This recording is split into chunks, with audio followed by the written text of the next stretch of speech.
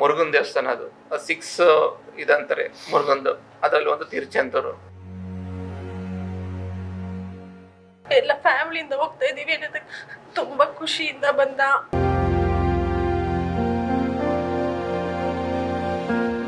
ಇನ್ನೇನು ನಾವು reach ಆಗೋಷ್ಟರಲ್ಲಿ left side ಇಂದ ಒಂದು ಲಾರಿ ಗಾಡಿಗೆ ಲೆಫ್ಟ್ ಸೈಡ್ ಟಚ್ ಆಗಿ ಫ್ರಂಟ್ ಅಲ್ಲಿ ಇದ್ದಿದ್ದು ನನ್ನ ಮಗ, ಹಿಂದೆ ನಮ್ಮ ತಾಯಿ.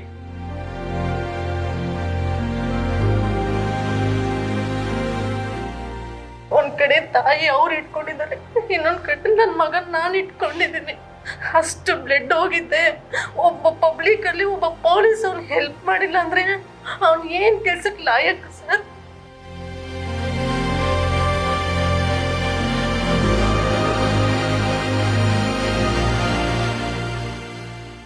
ಅಟ್ಲೀಸ್ಟ್ ಅವ್ನು ನಮ್ಮ ಜೊತೆನೇ ಇಲ್ಲೇ ಎಲ್ಲರೂ ಇರಲಿ ಅಂತ ಅವನ ಆರ್ಗನ್ ಎಲ್ಲ. ಅವ್ರದ್ದು ಕ್ಲಿನಿಕಲ್ ಡೆತ್ ಆಗಿರೋದು ನಾವು ಅವರಿಗೆ ಎಕ್ಸ್ಪ್ಲೇನ್ ಮಾಡಿದ್ದೀವಿ. ಬಟ್ ಲಾರಿಗಳು ಹೈವೇಸಲ್ಲಿ ಇಂಡಿಕೇಟ್ರು, ರಿಫ್ಲೆಕ್ಟ್ರು, ಏನು ಪ್ರೊಸೀಜರ್ ಇದೆ, ಇದು ಹೆಂಗೆ FC ಗಳೆಲ್ಲ ಪಾಸ್ ಆಗ್ತವೆ.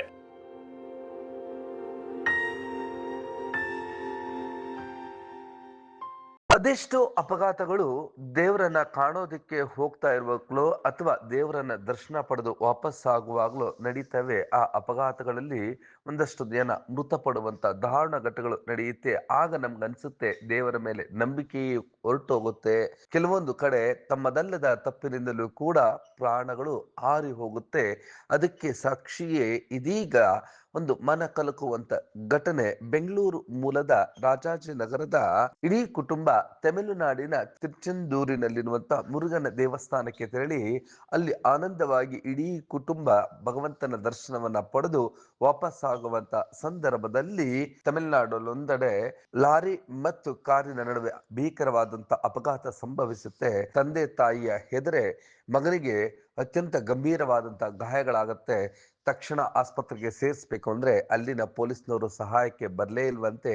ಅಲ್ಲಿ ತಡ ಮಾಡಿದ್ದರಿಂದಲೇ ಮಗನ ಪ್ರಾಣ ಪಕ್ಷಿ ಇವತ್ತು ಈ ರೀತಿ ಆಯ್ತು ಅಂತ ಹೇಳಿ ತಮ್ಮ ನೋವನ್ನ ತೋಡ್ಕೊಳ್ತಾ ಇದ್ದಂತ ಆ ಒಂದು ಮನ ಕಲಕುವಂತ ದೃಶ್ಯಗಳು ಎಲ್ಲರ ಕಣ್ಣನ್ನ ಒದ್ದೆ ಮಾಡಿತ್ತು.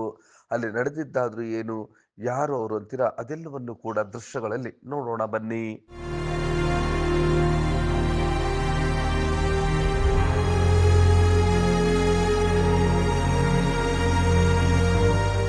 ಹೌದು, ಈ ಭಾವಚಿತ್ರದಲ್ಲಿ ಕಾಣಿಸ್ತಾ ಇರುವಂತಹ ಅತ್ಯಂತ ಸುಂದರವಾದಂತ ಬಾಲಕ 19 ವರ್ಷದ ಸಂಜನ್. ಈತ PUC ಓದುತ್ತಿದ್ದಂತಹ ವಿದ್ಯಾರ್ಥಿ. ತನ್ನ ತಂದೆ ಆಟೋಮೊಬೈಲ್ ಉದ್ಯಮವನ್ನ ನಡೆಸ್ತಾ ಇದ್ರು. ಅದರಲ್ಲಿ ಆ ಒಂದು ಕಂಪನಿಯನ್ನ ಮತ್ತೊಂದು ಹಂತಕ್ಕೆ ತೆಗೆದುಕೊಂಡು ಹೋಗ್ಬೇಕು ಅಂತೇಳಿ ಒಂದಷ್ಟು ಆವಿಷ್ಕಾರಗಳನ್ನು ಕೂಡ ಅದರಲ್ಲಿ ಮಾಡ್ತಿದ್ದ. ದೊಡ್ಡ ಬಿಸ್ನೆಸ್ ಮೆನ್ ಆಗ್ಬೇಕು ಎನ್ನುವಂತ ಕನಸುಗಳನ್ನು ಹೊತ್ತಿದ್ದ. ಇದೇ ಜುಲೈ 8ರಂದು ತಮಿಳುನಾಡಿನ ತಿರುಚೆಂದೂರಿನ ಮುರುಗನ ದೇವಸ್ಥಾನಕ್ಕೆ ಇಡೀ ಕುಟುಂಬದವರು ತೆರಳುತ್ತಾರೆ. ಆ ಒಂದು ಕುಟುಂಬ ತೆರಳುವಂತ ಸಂದರ್ಭದಲ್ಲಿ ಇಡೀ ಕಾರನ್ನ ಈತನೇ ರೆಡಿ ಮಾಡಿದಂತೆ ಕುಟುಂಬದೊಂದಿಗೆ ಹೀಗೆ ಪ್ರವಾಸಕ್ಕೆ ಹೋಗೋದು ಅಂದ್ರೆ ಸಂಜನ್ಗೆ ಎಲ್ಲಿಲ್ಲದ ಖುಷಿಯಂತೆ. ಹೋಗಿದ್ದೇನೆ ತಿರುಚೆಂದೂರಿನಲ್ಲಿ, ಅಲ್ಲಿ ಮುರುಗನ ದೇವಸ್ಥಾನದಲ್ಲಿ ಭಗವಂತನ ದರ್ಶನವನ್ನ ಪಡ್ಕೊಳ್ತಾರೆ. ಆ ಒಂದು ದರ್ಶನ ಪಡೆದು ವಾಪಸ್ ಆಗುವಂತ ಸಂದರ್ಭದಲ್ಲಿ ನಡೆದಂತ ಅಭೀಕರ ಘಟನೆಯ ಬಗ್ಗೆ ತಂದೆ ಲೋಕೇಶ್ ಅವರು ಘಟನೆಯ ಬಗ್ಗೆ ವಿವರಣೆಗಳನ್ನು ಹಂಚಿಕೊಂಡಿದ್ದು ಹೀಗೆ. ತಿರುಚೆಂದೂರು ಟೆಂಪಲ್ಗೆ 8th around 11:15 towards Bangalore around 60 kilometres pending ಇತ್ತು. ಇನ್ನೇನು ನಾವು ರೀಚ್ ಆಗೋಷ್ಟರಲ್ಲಿ ಲೆಫ್ಟ್ ಸೈಡಿಂದ ಒಂದು ಲಾರಿ ನಮ್ಮ ಗಾಡಿಗೆ ಲೆಫ್ಟ್ ಸೈಡ್ ಟಚ್ ಆಗಿ ಫ್ರಂಟಲ್ಲಿ ಇದ್ದಿದ್ದು ನನ್ನ ಮಗ, ಹಿಂದೆ ನಮ್ಮ ತಾಯಿ. ಇಬ್ಬರಿಗೂ ಏಟ್ ಇಂಜರೀಸ್. ಆ ಟಿಪ್ಪರ್ ಆ ಹೈಟ್ಗೆ ಆ ತಲೆಗೆ ಇಬ್ಬರಿಗೂ ಏಟಾಗಿದೆ. ಅವನು ಉಳಿಯಲ್ಲ ಅಂತ ಈಗ ಹೇಳ್ಬಿಟ್ರಿ. ಈಗ ಅದಕ್ಕೆ ಫರ್ದರ್ ಈಗ ನೆಕ್ಸ್ಟ್ ಅಟ್ಲೀಸ್ಟ್ ಅವ್ನು ನಮ್ಮ ಜೊತೆನೇ ಇಲ್ಲೇ ಎಲ್ಲರೂ ಇರಲಿ ಅಂತ ಅವನ ಆರ್ಗನ್ ಎಲ್ಲ ಅಟ್ಲೀಸ್ಟ್ ಯಾರಿಗಾರು ಸೇವ್ ಆಗಲಿ ಅಂತ ನಾವು ಅದನ್ನು ಡಿಸಿಷನ್ ತೊಗೊಂಡಿದ್ದೀವಿ. ಈಗ ಯಾವ ದೇವಸ್ಥಾನಕ್ಕೆ ಹೋಗಿದ್ದೀವಿ? ತಿರುಚೆಂದೂರ್ದು ಮುರುಗನ್ ದೇವಸ್ಥಾನ, ಅದು 6 ಇದಂತಾರೆ ಮುರುಗಂದು, ಅದರಲ್ಲಿ ಒಂದು ತಿರುಚೆಂದೂರು. ಇಲ್ಲ, ಹೋಗಿ ಬಂದರೆ ಒಳ್ಳೇದಾಗುತ್ತೆ ಅಂತಾರೆ. ಎಲ್ಲ ದರ್ಶನ ಮಾಡಿಕೊಂಡು ಬರೋವಾಗ ಈ ಥರ ಒಳ್ಳೇದಾಗಿದೆ. ಇಲ್ಲ, ಅವ್ನು ಚಿಕ್ಕವನಿದ್ದಾಗ ಹೋಗಿದ್ವಿ ಅಷ್ಟೇ. ನಾವು 5 ಜನ ಹೋಗಿದ್ವಿ ಸರ್. 5 ಜನ ಹೋಗಿದ್ವಿ. ಬಟ್ ಆ ಲೆಫ್ಟಲ್ಲಿ ಕೂತಿರೋರು ಅವ್ರಿಗೆ ಮಾತ್ರ ಇಂಜರಿ ಆಗಿದೆ. ತಾಯಿ ಕಂಡೀಷನ್ ಅವರು ತುಂಬ ಕ್ರಿಟಿಕಲ್ ಇದೆ. ಅವರು ಇಲ್ಲೇ ಇದ್ದಾರೆ, ಟ್ರೀಟ್ಮೆಂಟ್ ತೊಗೊತಾ ಇದ್ದಾರೆ. ಬಟ್ ಅವ್ರಿಗೂ ಏನು ತುಂಬ ಹೇಳೋದು ತುಂಬ ಕಷ್ಟ ಅಂತ ಹೇಳ್ತಿದ್ದಾರೆ ಅವರು. ಏನು ಸರ್ ಕಂಡೀಷನ್ 15 ಇರೋದ್ರಲ್ಲಿ ಬರೀ 3% ಅಂತ ಹೇಳಿದ್ದಾರೆ ಈಗ ಅವರು. ಅವನು ತುಂಬ ಸೈಲೆಂಟ್ ಸರ್, ತುಂಬ ಆ್ಯಕ್ಟಿವ್. ಅವನು ಎಲ್ಲ ಯಾರ ಹತ್ರನೂ ಇದು ಮಾಡಲ್ಲ. ಅವನು ಒಂದು ದೊಡ್ಡ ಬಿಸ್ನೆಸ್ ಮ್ಯಾನ್ ಆಗಬೇಕು ಅಂತ ಅವನು ತುಂಬ ಆಸೆ ಇತ್ತು ಅವನಿಗೆ. ನಮ್ದೊಂದು ಫ್ಯಾಕ್ಟ್ರಿ ಇದೆ. ಈಗ ಎಲ್ಲ ಅವನು CNC ಪ್ರೋಗ್ರಾಮಿಂಗ್, BMC ಪ್ರೋಗ್ರಾಮಿಂಗ್ ಎಲ್ಲನೂ ಕಲ್ತಿದ್ದ. ಅವನು NCCನಲ್ಲೂ ಇದು ಮಾಡಿದ್ದ. ಕಾಲೇಜಲ್ಲಿ 95% ತೊಗೊಂಡಿದ್ದ. ಸೆಕೆಂಡ್ PU ಈಗ ಮುಗಿಸಿದ. ಈಗ ಅವನು ಕಾಲೇಜ್ ಟಾಪರು. ಬಟ್ ಅವ್ನಿಗೇನಂತಂದರೆ ಎಲ್ಲರ ಜೊತೆನೂ ಒಟ್ಟಿಗೆ ಇರಬೇಕು ಅನ್ನೋದೊಂದು ಆಸೆ ಇತ್ತು ಅವನಿಗೆ.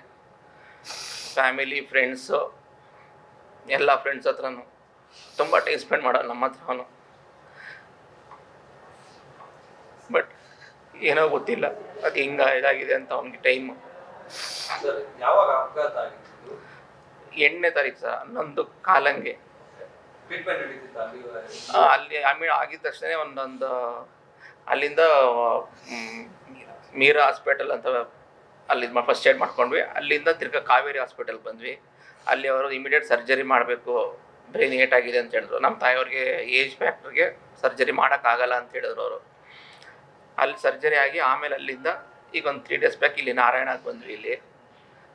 ಇಲ್ಲಿ ಬಂದಮೇಲೆ ಇಲ್ಲವರೆಲ್ಲ ಅವರು ಪ್ರಯತ್ನ ಮಾಡಿದ್ರು. ತಕ್ಷಣವೇ ಪೊಲೀಸ್ನವರು ಬಂದು ತಕ್ಷಣ ಆಸ್ಪತ್ರೆಗೆ ಸೇರಿಸಿದ್ರೆ ನನ್ನ ಮಗ ಮತ್ತು ತಾಯಿ ಇಬ್ರು ಉಳ್ಕೊಳ್ತಿದ್ರು ಅಂತೇಳಿ ಮಾತನ್ನ ಮುಂದುವರಿಸಿದಂತಹ ಲೋಕೇಶ್ ಅವರು ಮಾತನಾಡಿದ್ದು ಹೀಗೆ. ಯಾವುದು ಇದಾಗಿಲ್ಲ ಅನ್ನೋವಾಗ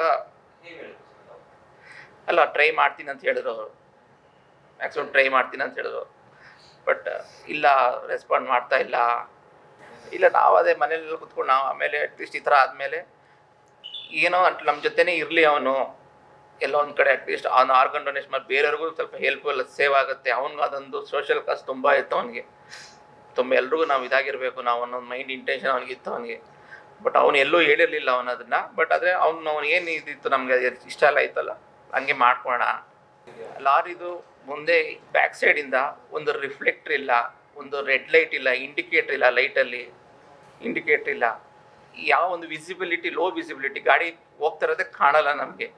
ಅಂಥದ್ರಲ್ಲಿ ಲೆಫ್ಟಿಂದ ಗಾಡಿ ಅವನು ಅಲ್ಲಿ ನಾವು ಇನ್ಸಿಡೆಂಟ್ ಆದಾಗ ನಾವು ಇವರಿಬ್ಬರು ನಮ್ಮ ತಾಯಿ ನೋಡೋದ ಮಗನ ನೋಡೋದ ಅನ್ನೋ ಗಾಬರಿಲಿದ್ವಿ. ಅಲ್ಲಿ ಜನ ಅಲ್ಲಿ ಹೇಳ್ತಾಯಿದ್ರು ಲಾರಿ ಅವನು ಬೈಕೊಂಡು ಈ ಥರ ಬಂದ, ಕಾರ್ ಬಂತು ಅಂತ ಅವನು ರೈಟಿಗೆ ಹೋದ ಅವನು, ಅದರಿಂದನೇ ಇವ್ರಿಗಾಗಿದ್ದು ಅಂತ. ನಾವು ರೆಕಾರ್ಡ್ ಮಾಡ್ಕೊಂಡು ಬೇರೆ ಬರ್ತಾಯಿದ್ವಿ. ಅವ್ನು ರೆಕಾರ್ಡ್ ಮಾಡ್ತಾಯಿದ್ದ. ಗಾಡಿ ಹೋಗೋ ಸ್ಪೀಡ್ ಆಗಲಿ ರೆಕಾರ್ಡಲ್ಲೇ ಗೊತ್ತಾಗುತ್ತೆ, ವೀಡಿಯೋದಲ್ಲೇ ಗೊತ್ತಾಗುತ್ತೆ ಯಾವ ಇದ್ರಲ್ಲಿ ಹೋಗ್ತಾಯಿದ್ದೀವಿ ನಾವು ಅಂತ. ಅವ್ನು ಜಸ್ಟ್ ಇದಕ್ಕೆ ಆ ಲೆಫ್ಟ್ ಸೈಡ್ ಇದ್ದವ್ರು ಇಬ್ರಿಗೂ ಹೆಡ್ ಇಂಜರಿ ಆಗಿದೆ. ಅವರು ಸೀನಿಯರ್ ಪರ್ಸನ್, 72 years ಆಗಿದೆ. ಅವ್ರು ಸರ್ಜರಿ ಮಾಡೋಕ್ಕೆ ತುಂಬ ಕಷ್ಟ, ತುಂಬ ಡೆಲಿಕೇಟ್. ಅದು ಮಲ್ಟಿಪಲ್ ಇಂಜರೀಸ್ ಆಗಿದೆ ಅವ್ರಿಗೆ. ಇನ್ಸ್ಪಿರೇಷನ್ ಅಂದರೆ ಅವ್ನಿಗೆ ಎಲ್ಲ ಸೋಷಿಯಲ್ ಇದ್ರಲ್ಲಿ ಮೆಸೇಜ್ ಎಲ್ಲ ನೋಡ್ತಿದ್ದೆ ಸರ್ ಅವನ್ನೆಲ್ಲನೂ.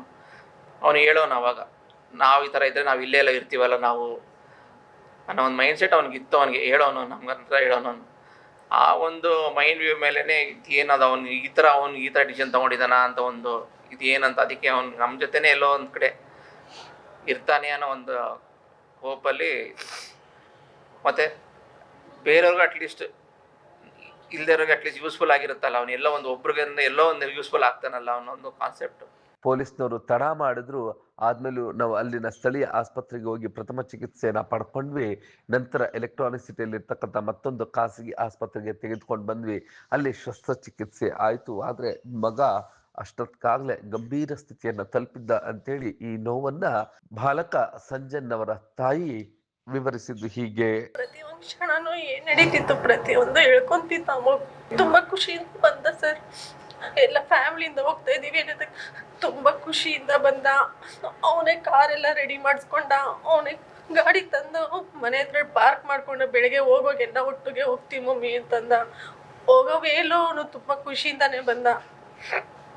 ದೇವಸ್ಥಾನದಲ್ಲೂ ತುಂಬ ದರ್ಶನನೂ ಚೆನ್ನಾಗಿ ಮಾಡ್ದ. ವಾಪಸ್ ಮಾರನೇ ದಿವಸನೂ ಚೆನ್ನಾಗಿ ದರ್ಶನ ಮಾಡ್ಕೊಂಡು ವಾಪಸ್ ಬರ್ಬೇಕಾದ್ರೂ ಖುಷಿಯಾಗೆ ಬಂದ. ಫೋನ್ ಏನು ಮಾಡಿಲ್ಲ, ಪಕ್ಕದಲ್ಲೇ ಇದ್ರು ಅವರು. ಹೌದು, ನಾವು 5 ಜನ ಹೋಗಿದ್ರಿ. ನಾನು, ನಮ್ಮ ಅತ್ತೆ, ನಮ್ಮ ಮನೆಯವರು, ನನ್ನ ಮಗ, ನಮ್ಮ ಭಾವನ ಮಗ, 5 ಜನ ಹೋಗಿದ್ರಿ. ಅವಾಗಲೂ ಅಷ್ಟೇ ಲಾಸ್ಟು ಕಾಫಿಗೆ ನಿಲ್ಸ್ಬೇಕಾದ್ರೆ ಅವನೇ ಡ್ರೈವಿಂಗ್ ಮಾಡ್ಕೊಂಬಂದು 2 hours ಡ್ರೈವಿಂಗ್ ಮಾಡಿದ್ದು ಅವರೇನೆ. ಆಮೇಲೆ ಅಲ್ಲಿ ನಿಲ್ಸಾದ್ಮೇಲೆ ಒಂದು ಕಾಫಿ ತೊಗೊಂಡ್ಮೇಲೆ ಒಂದು ಕೇಕ್ ತಿಂದ ಅಷ್ಟೇ. ಆಮೇಲೆ ಖುಷಿಯಿಂದನೇ ಇದು ಮಾಡ್ದ. ಕೂತ್ಕೊಳ್ಬೇಕಾದ್ರೂ ಬರೀ ಕಾರ್ ಬಗ್ಗೆನೇ ಡಿಸ್ಕಸ್ ಮಾಡಿದ್ದು. ಹೇಳ್ಕೊಂಡಿದ್ದೀವಿ, ಒಂದು ಕಡೆ ತಾಯಿ ಅವ್ರು ಇಟ್ಕೊಂಡಿದ್ದಾರೆ, ಇನ್ನೊಂದು ಕಡೆ ನನ್ನ ಮಗನ ನಾನು ಇಟ್ಕೊಂಡಿದ್ದೀನಿ. ಲಾಸ್ಟ್ ಅವನು ಎಬ್ಬಿಸುವಾಗ ಬರೀ ಅಂತ ಸೌಂಡ್ ಕೊಟ್ಟರೆ ಸರ್, ಅದೇ ಲಾಸ್ಟ್ ಸೌಂಡ್. ನನ್ನ ಮಗನ ಅಷ್ಟು ಬ್ಲಡ್ ಹೋಗಿದ್ದೆ. ಒಬ್ಬ ಪಬ್ಲಿಕಲ್ಲಿ ಒಬ್ಬ ಪೊಲೀಸ್ ಅವ್ನು ಹೆಲ್ಪ್ ಮಾಡಿಲ್ಲ ಅಂದರೆ ಅವ್ನು ಏನು ಕೆಲ್ಸಕ್ಕೆ ಲಾಯಕ್ ಸರ್? ಅದು ಮಾನವೀಯತೆ ಇರಬೇಕು. ಅವನು ಎಂತ ಕಟಕ ಇರಲಿ ಸರ್, ಅವ್ರ ಮನೆಗೆ ಆಗಿದ್ದಿದ್ರೆ ಹಿಂಗೆ ನಿಂತ್ಕೊಂಡು ನೋಡ್ತಿದ್ರ? ಕಿರ್ಚ್ಕೊಂತಿದೀವಿ ನಾವು ಅಲ್ಲಿ. ಪೊಲೀಸ್ ಸಹಾಯಕ್ಕೆ ಬರ್ಲಿಲ್ವಾ? ಅಲ್ಲಿ ನಿಂತಿದ್ರು, 4 ಜನ ನಿಂತಿದ್ರು. 4 ಜನ ನಾವು ಕೇಳ್ತಾ ಇದೀವಿ, ಸರ್ ಹೆಲ್ಪ್ ಮಾಡ್ರಿ ಬನ್ನಿ ಅಂತ. ಕೇಳಿ ಅಡ್ರೆಸ್. ಮಗನ್ನ ಈಗ ಆಸ್ಪತ್ರೆಗೆ ಹಾಕಿದ್ರಿ, ಡಾಕ್ಟ್ರು ಹೇಳಿದ್ರು ಈಗ ಬ್ರೈನ್ ಇದಾಗಿದೆ ಅಂತೇಳಿ. ಆ ಒಂದು ಸಂದರ್ಭದಲ್ಲಿ ಏನ್ ನಿರ್ಧಾರ ತಗೊಂಡ್ರಿ? ಸರ್ ನಮ್ಗೆ ಒಂದ್ ಕಡೆ ತಾಯಿ ಇಟ್ಕೊಂಡಿದೀವಿ, ಒಂದ್ ಕಡೆ ಮಗುನ ಇಟ್ಕೊಂಡಿದೀವಿ. ಆ ಮಗುಗೆ ತುಂಬಾ ಬ್ಲಡ್ ಹೋಗ್ತಾ ಇತ್ತು. ಫಸ್ಟ್ ಏಡ್ ಮಾಡಿದ ತಕ್ಷಣ ಇವ್ರನ್ನೇ ಕಳಿಸ್ತೆ. ನಮ್ಮ ಭಾವನ ಮಗನ್ನ ಇಬ್ರು ಫಸ್ಟ್ ಆಂಬುಲೆನ್ಸ್ ಅಲ್ಲಿ ಬೇರೆ ಕಡೆ ಶಿಫ್ಟ್ ಮಾಡಿ ಅಂತ. ಇವ್ರ ತಾಯಿಗೆ ಫಸ್ಟ್ ಏಡ್ ಮಾಡಿ ಫುಲ್ ಸ್ಟಿಚಿಂಗ್ ಆಗ್ತಿದ್ರು. ಆಮೇಲೆ ಅವ್ರನ್ನ ಕರ್ಕೊಂಡ್ಬಂದು ಡಾಕ್ಟರ್ ನೋಡಿದ್ರು, ಈಗ ಬ್ರೈನ್ ಇದಾಗಿದೆ ಅಂತಂದ್ರಲ್ಲ, ಬ್ರೈನ್ ಏನು ಆಗಿದೆ ಅಂತ ಅವ್ರಿಗೆ ಗೊತ್ತಿಲ್ಲ ಸರ್. ಮಗುಗೆ ಬ್ಲೀಡಿಂಗ್ ಜಾಸ್ತಿ ಆಗ್ತಿದೆ, ಕ್ರಿಟಿಕಲ್ ಆಗಿದೆ, ಬೇರೆ ಇದಕ್ಕೆ ಶಿಫ್ಟ್ ಮಾಡಿ, ಈ ಫೆಸಿಲಿಟೀಸ್ ಇಲ್ಲಿಲ್ಲ ಅಂತ ಹೇಳಿದ್ರು. ಸೊ ಅದಕ್ಕೆ ಕಾವೇರಿಗೆ ಶಿಫ್ಟ್ ಮಾಡಿದ್ರಿ. ಸೊ ಅವ್ರು ಏನು ಮಾಡಿದ್ರು, ಫಸ್ಟ್ ಏಡ್ ಮಾಡಿ ಮಗುಗೆ CT ಸ್ಕ್ಯಾನ್ ಮಾಡಿದ್ರು. ಆವಾಗಲೇ ಅಲ್ಲಿ ಡಾಕ್ಟರ್ ಹೇಳಿದ್ರು ಆಪ್ರೇಟ್ ಮಾಡಿ 48 hours ವೆಯ್ಟ್ ಮಾಡಿ ಅಂತ ಹೇಳಿದ್ರು. ಅದಾದ್ಮೇಲೆ ಅದು 48 hours ಆದಮೇಲೆ ಅವರು ಇವಾಗ ಏನು ಹೇಳೋಕ್ಕಾಗಲ್ಲ, ಒಂದು ಸ್ಕ್ಯಾನ್ ನೋಡ್ಬೇಕು ನಾವು ಅಂತ ಹೇಳಿದ್ರು. ಆ ಸ್ಕ್ಯಾನ್ ಅಲ್ಲಿನೇ ಅವ್ರಿಗೆ ಏನು ತೋರಿಸ್ತಿಲ್ಲ, ಫ್ಲಾಟ್ ಆಗಿದೆ ಅಂತ ಹೇಳಿದ್ರು. ಶಸ್ತ್ರಚಿಕಿತ್ಸೆಗಳಾದರೂ ಕೂಡ ತೀವ್ರ ರಕ್ತಸ್ರಾವ ಆಗಿತ್ತು. ಹಾಗಾಗಿ ಮೆದುಳು ನಿಷ್ಕ್ರಿಯಗೊಂಡಿತ್ತು. ಎಷ್ಟೋ ಪ್ರಯತ್ನಿಸಿದ್ರು ಕೂಡ ಸಾಧ್ಯ ಆಗಲಿಲ್ಲ ಅಂತೇಳಿ ಈಗ ನಾರಾಯಣ ಹೃದಯಾಲಯದ ವೈದ್ಯರಾಗಿರುವಂಥ ಡಾಕ್ಟರ್ ಅರ್ಜುನ್ ಹಲ್ಯ ವಿವರಿಸುವುದನ್ನ ನೋಡೋಣ ಬನ್ನಿ. ನಮ್ಮ ಆಸ್ಪತ್ರೆ ವತಿಯಿಂದ ಸಂಜನ್ ಅವರ ಫ್ಯಾಮ್ಲಿಗೆ ಈ ಕಷ್ಟದ ಸಮಯದಲ್ಲಿ ಅವರು ಬ್ರೈನ್ ಸ್ಟೆಮ್ ಟೆಸ್ಟಿಂಗ್ ಎಲ್ಲ ಮಾಡಿ ಬ್ರೈನ್ ಸ್ಟೆಮ್ ರಿಫ್ಲೆಕ್ಸಸ್ ಇಲ್ಲ ಅಂತ ಡಿಸ್ಕಸ್ ಮಾಡಿ ಆದಮೇಲೆ ಅವ್ರದ್ದು ಕ್ಲಿನಿಕಲ್ ಡೆತ್ ಆಗಿರೋದು ನಾವು ಅವರಿಗೆ ಎಕ್ಸ್ಪ್ಲೇನ್ ಮಾಡಿದ್ದೀವಿ. ಅವ್ರು ನಮ್ಮ ಹತ್ರ ಬಂದಾಗ ಆಲ್ರೆಡಿ ಬೇರೆ ಆಸ್ಪತ್ರೆಯಲ್ಲಿ ಸರ್ಜರಿ ಎಲ್ಲ ಆಗಿ ನಮ್ಮ ಹತ್ರ ಬಂದಿರೋದು. ಅವರಿಗೆ ಇಲ್ಲಿ ಬಂದು ನಮ್ಮ ಹತ್ರ ನಾವು ಆರ್ಗನ್ ಡೊನೇಷನ್ ಮಾಡಬೇಕಂತಿದ್ದೀವಿ. ನಮ್ಮ ಮಗ ಕಾಲೇಜ್ ಟಾಪರು, ಸ್ಪೋರ್ಟ್ಸಲ್ಲಿ ಆಲ್ಮೋಸ್ಟ್ ಟಾಪಲ್ಲಿದ್ದ, ಒಳ್ಳೆ ಡ್ಯಾನ್ಸರು, ಎಲ್ಲರೂ ಅವನನ್ನು ಮೆಚ್ತಾ ಇದ್ದರು. ಸೊ ನಮಗೆ ಅವನದು ಜೀವ ಹೋಗಿದೆ ಅಂತ ನಮಗೆ ಗೊತ್ತಿದೆ. ಅವ ತುಂಬ ಸೀರಿಯಸ್ ಆಗಿದ್ದಾನೆ, ಕ್ರಿಟಿಕಲ್ ಇದ್ದಾನೆ ಅಂತ ನಮ್ಗೆ ಗೊತ್ತಿದೆ. ಸೊ ಅವ ಸಾಯಬೇಕಾದ್ರೆ ಅಟ್ಲೀಸ್ಟ್ ಬೇರೆಯವರಿಗೆ ಅವ್ರದ್ದು ಆರ್ಗನ್ಸ್ನೆಲ್ಲ ಡೊನೇಟ್ ಮಾಡಿ ಅವ್ರ ತಂದೆಯವರೊಂದು ಮಾತು ಹೇಳಿದರು, when he dies let him die with dignity and let us make sure that the whole world knows about my son. So ಆ ಒಂದು ಮಾತು ಹೇಳಿದರು. So we are all here to thank the entire family and ನಮ್ಮದು ಕೃತಜ್ಞತೆಗಳು. ಈ ಒಂದು ಘಟನೆ ತುಂಬಾ ನೋವಿನ ಘಟನೆ ಆಗಿದೆ. ಈಗ ಮಗನ ಮೆದುಳು ನಿಷ್ಕ್ರಿಯಗೊಂಡಿದೆ, ಏನು ಮಾಡೋದಕ್ಕೆ ಸಾಧ್ಯ ಇಲ್ಲ. ಕಂಡೆದರೆ ಮಗನನ್ನ ಕಳ್ಕೊಂಡಂತಹ ಕುಟುಂಬ ಇದೀಗ ಧೈರ್ಯವನ್ನ ಮಾಡಿ ಆತನ ಅಂಗಾಂಗಗಳನ್ನ ದಾನ ಮಾಡಲು ಪತ್ರಿಕಾಗೋಷ್ಠಿಯನ್ನು ಏರ್ಪಡಿಸಿ ಆ ಒಂದು ಪತ್ರಿಕಾಗೋಷ್ಠಿಯಲ್ಲಿ ಏನೆಲ್ಲ ಮಾತನಾಡಿದ್ರು, ಇನ್ನಷ್ಟು ದೃಶ್ಯಗಳನ್ನ ನೋಡೋಣ ಬನ್ನಿ. ಅರ್ಥ ಆಗ್ತಾ ಇಲ್ಲ. ಬಟ್ ಲಾರಿಗಳು ಹೈವೇಸಲ್ಲಿ ಇಂಡಿಕೇಟ್ರು, ರಿಫ್ಲೆಕ್ಟ್ರು, ಏನು ಪ್ರೊಸೀಜರ್ ಇದೆ, ಇದು ಹೆಂಗೆ ಎಫ್ಸಿಗಳೆಲ್ಲ ಪಾಸ್ ಆಗ್ತವೆ, ಏನಕ್ಕೆ ಇದೆಲ್ಲ ಇದೆ. ತಮಿಳ್ನಾಡಂತ ಕರ್ನಾಟಕದಲ್ಲೂ ಗಾಡಿ, ನಮ್ಮ ನಮ್ಮ ಬೆಂಗಳೂರಲ್ಲಿ ಆಟೋಗಳಲ್ಲಿ ಇಂಡಿಕೇಟ್ರ್ ಇರಲ್ಲ ಸರ್. ನಾನು ಹೋಗೋವಾಗಲೇ ಕಸ ಆಗುತ್ತೆ ಒಂದೊಂದ್ಸಲ.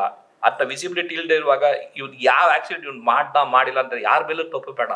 ಇದು ಆಗೋದು ಇನ್ನೊಂದ್ಸಲ ಆಗದೆ ಇರೋಕ್ಕೆ ಏನೋ ಒಂದು ನೆರವೇರಿಕೆ, ಏನೋ ಒಂದು ಆ್ಯಕ್ಷನ್ ತಗೊಳ್ಳಿ.